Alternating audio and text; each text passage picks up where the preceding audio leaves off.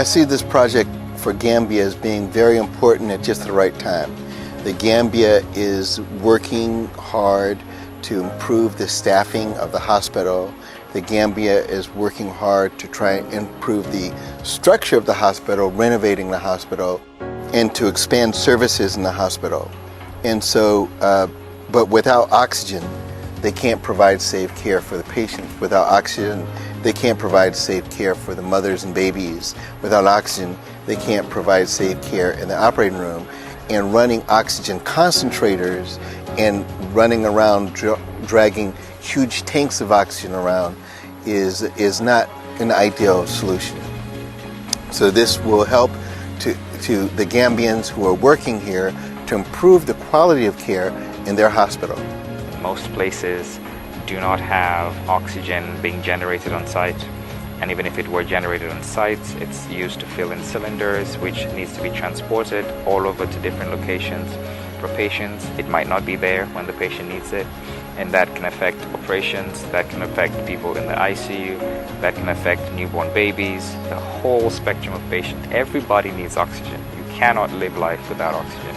So think about when you're sick, have a respiratory condition, you have a cardiovascular condition, a simple thing as pneumonia, might require you to be on oxygen. And if you don't have that at the time that you need it, it might be an unfortunate situation. So I think these countries realize the gaps that they have and are willing, based on what I've seen, to work with us because it is important to make progress and to increase the chances of survival for a critically ill person. And the place it's starting is the biggest, most essential teaching hospital in the country. That's where we're starting. At some point later, maybe we can talk about the other hospitals. For right now, we need to do step one first and do that right. And step one first is the hospital, the Edward Francis Small Hospital, teaching hospital, the big one. This project, which starts in Gambia, represents a new endeavor, a pioneering effort that's historic for the society and perhaps for the world with the African diaspora. So we are proud and very engaged in its success and its sustainability. And it starts with a basic element of oxygen. And it's not just about oxygen because the expertise is already here. The knowledge, the training. But the society can help with that too. The society is prepared to engage and to support you as you tell us what you need and how we can help. This project would not happen without Dr. Sampson and all of the work he has done in Africa previously and the relationships he has made. Success is about people coming together, working together, and not just working harder. As you said, you're working plenty hard already. It's working smarter and working with the support that you need to save the patient. Our delegation is here in collaboration with the Diasporic African Forum, the Society of Critical Care Medicine, and the Ministry of Health of Sierra Leone. We are partnering to support the essential delivery of renewable energy and oxygen therapy for the hospitals and the people of Sierra Leone.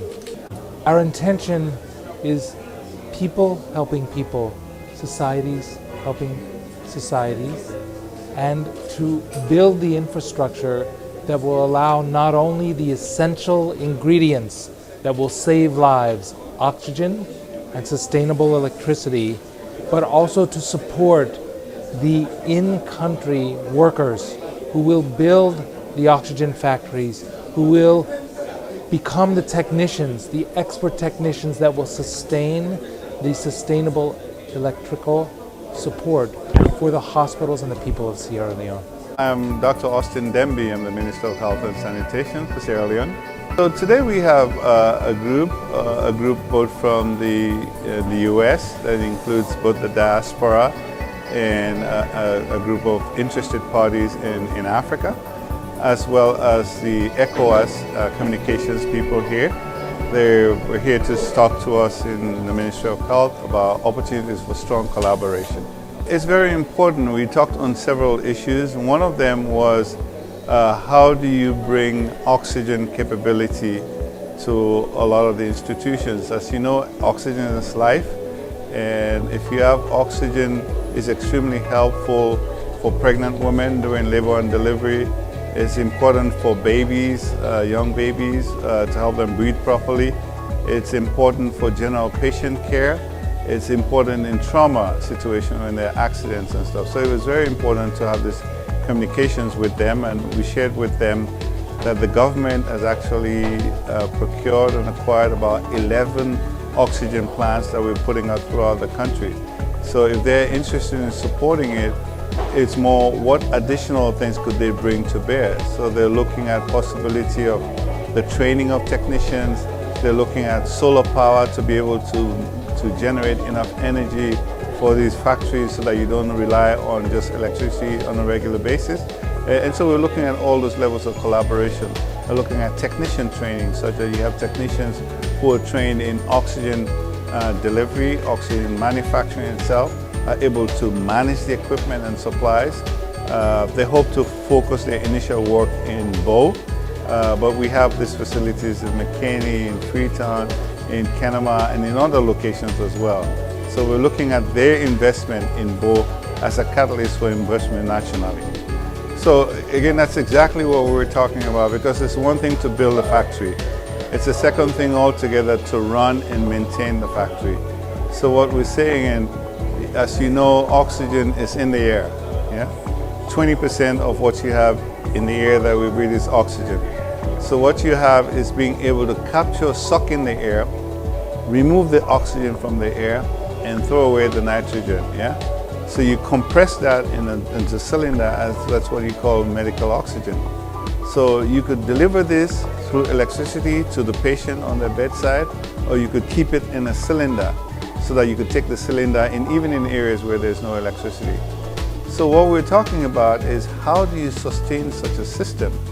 It's important that you have technicians who take care of the machines, who are preventive maintenance, who are able to see that the oxygen is produced in a constant, deliberate manner, who ensure that this is distributed throughout the country.